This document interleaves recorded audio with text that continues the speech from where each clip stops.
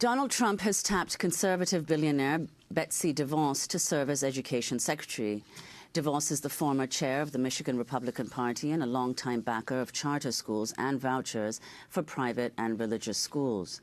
In response, American Federations of Teachers President Randy Weingarten said, quote, "In nominating DeVos, Trump makes it loud and clear that his education policy will focus on privatizing, defunding, and destroying public education in America," unquote. If confirmed by the Senate, DeVos could become the most anti-public school education secretary since the Office of Education was established in 1867. The New York Times notes DeVos helped turn her home state of Michigan into one of the nation's biggest school choice laboratories, and the result was disastrous. The DeVoses have bankrolled their school deregulation and privatization efforts through a dark money group called American Federation for Children, a major contributor to the right-wing corporate education movement. They've also pushed controversial anti-union state legislation known as Right to Work, dealing a major blow to the labor movement, including teachers' unions in Michigan. Since 1970, the DeVoses have invested at least $200 million in various right-wing causes. DeVos's father-in-law is the co-founder of Amway, and her brother is Eric Prince, founder of the mercenary firm Blackwater.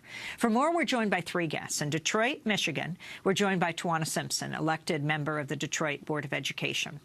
In Madison, Wisconsin, Lisa Graves is with us, Executive Director of the Center for Media and Democracy. Her piece is titled 5 Things to Know About Billionaire Betsy DeVos, Trump Education Choice. And here in New York, we're joined by Diane Ravitch, the former Assistant Secretary of Education under President George H.W. Bush, historian of education, best-selling author of over 20 books, including Reign of Error, the hoax of the privatization movement and the danger to America's public schools, as well as the death and life of the great American school system, how testing and choice are undermining education. We welcome you all to Democracy Now! Lisa Graves, let's begin with you. What do you think are the 5 most important things to understand about President-elect Trump's education pick? Well, I think he chose perhaps the most unqualified person he could for this position. She's an enemy of public schools. She's someone who has used her inherited wealth and the wealth that she's married into to try to distort and reshape our laws to advance her personal views, which are that we should basically redefine public education to mean our tax dollars should be going to fund private schools, religious schools that advance her worldview. And so she's someone who didn't even send her kids to public schools. She's someone who basically has devoted her wealth to attacking our campaign finance laws, to attacking labor laws, and to attacking the very idea of having universal public education for all students that's truly public. So she's someone who is manifestly unqualified. I think it's going to be an enormous battle nationally and in our states to protect our public schools, which is really one of the greatest innovations of America in the past century, to have universal public education, truly public schools for all, and to really invest in those schools. Putting her in charge of the Department of Education really is an insult to all of the many teachers and educators and principals and so many Americans who have come through our public schools, who have had a chance in this economy to make it in their lives, in part due to this commitment of America to public schools, which we need to invest in more, versus the sort of alternatives that Betsy DeVos has pushed, including charter schools that have sucked billions out of our public education system and that have resulted in hundreds of millions of dollars of fraud. Diane Ravitch, DeVos supports vouchers and charter schools. Could you explain what vouchers are and what the key differences are between public schools and charter schools? Because some say that charter schools enable more choice. Well, they do enable choice, but they're not necessarily better schools. And what they basically are privately managed, privately run, and in many cases for-profit schools. Michigan has many charter schools, and 80% of them are run for profit. So these are privately owned schools. It's the first step towards privatization. And they're schools that are open to students, which students can choose. But very often they're worse than the public school that they're leaving. A voucher, on the other hand, is a plan to give the money directly to the family. They never see the money. They're just told, you now have a voucher. It's worth $5,000, $6,000, $8,000, whatever the voucher is. You can go anywhere with it. You can go to a commercial school. You can go to a charter. You can go to a religious school. So this breaks the long history of a separation of church and state, because most of the vouchers that are used in the states that now have vouchers are for religious schools, and most of them are not going to. It's not enough money to go to an elite school or to the best school. It's usually very, like in the South, it's backwoods fundamentalist church schools that have uncertified staff. What is your assessment of Betsy DeVos's educational background? Well, I agree with Lisa. She's the most unqualified person ever to be nominated for this, but more than that, she represents the religious right. She is unusual in that she is a representative of the religious right with billions of dollars behind her. So her American Federation for Children has used its strategic giving to promote vouchers all over the country. And there are many states that, about half the states now have some form of a voucher. But the important thing to know about vouchers and charters is that neither of them has ever been approved by popular vote. The DeVos family, Betsy DeVos in particular, launched a referendum in Michigan in the year 2000. It was rejected by 69% to 31%. There have now been 6 or 8 state elections since 1990. They have been turned down by 70 to 30, 65-35, overwhelmingly in every state where they've been tried, where the vouchers have been put forward, they've been turned down. In this last election this year, 2 states, Massachusetts and Georgia, overwhelming majorities opposed charter school expansion. So there has never been popular expression saying we want to get rid of our public schools and replace them with privately managed charters or vouchers that you can take to any place. So let's go right to Michigan, where Betsy DeVos lives. Tawana Simpson, you are an elected member of the Detroit Board of Education. Can you share your response when you heard that President-elect Donald Trump had tapped Michigander Betsy DeVos to be the Secretary of Education?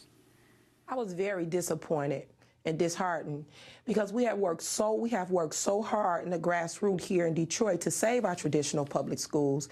Under emergency management, we worked to ensure that the legislator accepted the debt that they created in our traditional public schools. We worked very hard and advocated and lobbied for them to appropriate money to our traditional public schools. And we stopped the legislator from chartering our entire school district. So I found it very disheartening just to find out, after all the hard work that we put into it, that, you know, from the federal level, it can be changed. Let's turn to Betsy DeVos in her own words, speaking on Fox Business Network.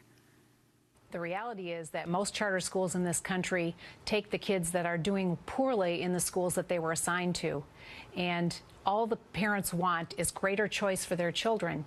The more choices we have, the more competition we have, but also the better product or the better learning opportunity for the kids. So that's Betsy DeVos speaking on Fox. Tawana Simpson, what's your experience of working with Betsy DeVos? What effect has she had on the Detroit schools where you are a board member? Well, you know, her and her family provide lots of money to the legislator to make sure that, to ensure laws go the way they want it, to have unmandated, unaccountable, and corrupt charter schools in our city. But listening to her statement is actually the opposite. Charter schools come into our traditional public schools and cherry pick the best students. They don't take the students who need the most help, because it makes no economic sense for charter schools, because it costs more money to educate students that have other needs, additional educational needs. This is another clip of Betsy DeVos speaking at the American Federation for Children Summit earlier this year. All told, together we've helped more than 1 million kids in private school choice programs, and we're just getting started.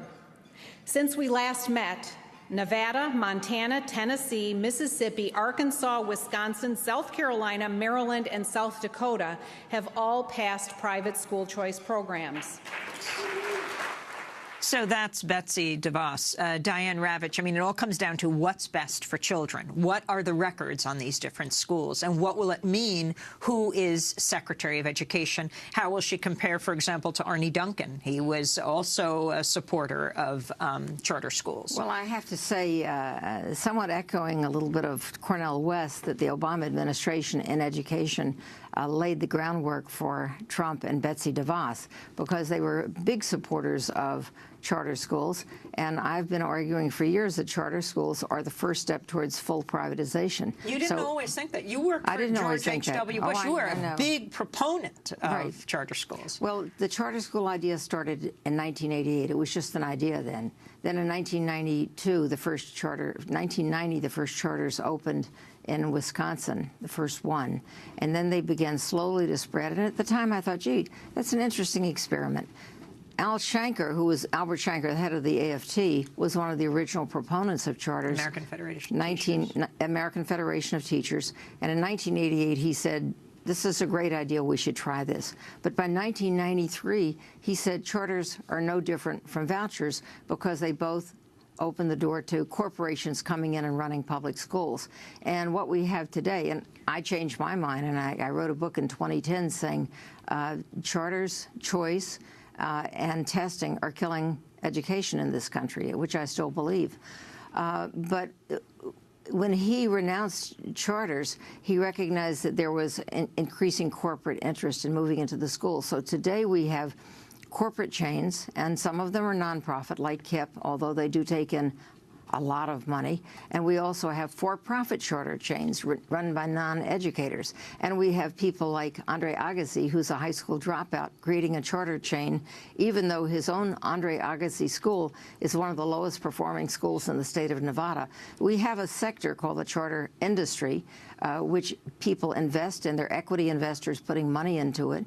Wall Street is one of the biggest backers of charter schools these days, because they're investing in, they make, there's something called the New Markets Tax Credit, where they get, and Juan Gonzalez wrote about this, they're able to make a tremendous return on their investment in charters because of write-offs on federal taxes by investing in charters.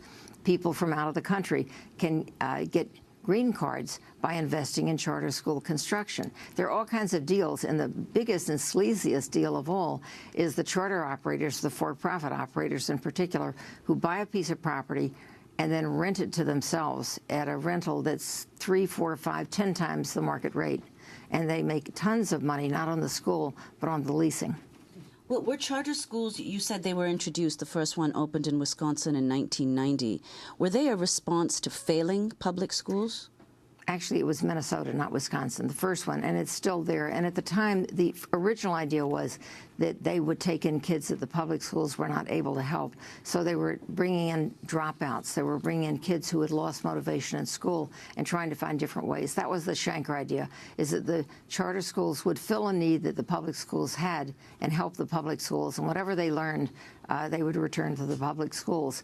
He never conceived them as competition, where they would cherry-pick their students, as the board member from Detroit mentioned. They cherry-pick the best students. They kick out kids who don't have high scores. They exclude kids who are English language learners, and they exclude kids with disabilities. They take the mildest form of disabilities, like a learning disability, and the kids who have profound disabilities are left to the public schools, which now have less money to educate them. And the attitude of teachers' unions towards Betsy DeVos right now? Well, they're very frightened, because Betsy DeVos is anti-union, and she's sponsored and been active in promoting right-to-work laws.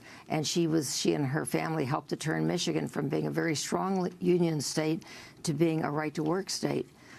She's also put money, she and her husband have put money into right-wing groups like Focus on the Family, which believes in conversion therapy and sponsors anti-gay activities and legislation. Her mother put $500,000 into the ballot in California, which was an effort to remove protections for gay rights. So all of these issues, which are the kind of the right-wing catalog of horribles, of gay rights, of labor union protections or destruction, are focused around her, but her main focus is school privatization. And school privatization has been tried in Chile and in Sweden, and the results have been very clear. The first and most important product is hypersegregation, because everybody goes off to be with people just like themselves. We have to leave it there. Diane Ravitch served as Assistant Secretary of Education under President George H.W. Bush. Her books include Reign of Error. We also have been joined by Tawana Simpson, elected member of the Detroit Board of Education, and Lisa Graves of the Center for Media and Democracy. We will link to your piece, Lisa, at democracynow.org. That does it for our show. Join us December 5th at Riverside Church in New York for our 20th anniversary, including Harry Belafonte, Noam Chomsky, Patti Smith, Danny DeVito, Danny Glover, Tom Morello, Juan Gonzalez, and many more. Check our website, democracynow.org. I'm Amy Goodman with Nermeen Sheikh. Thanks for joining us.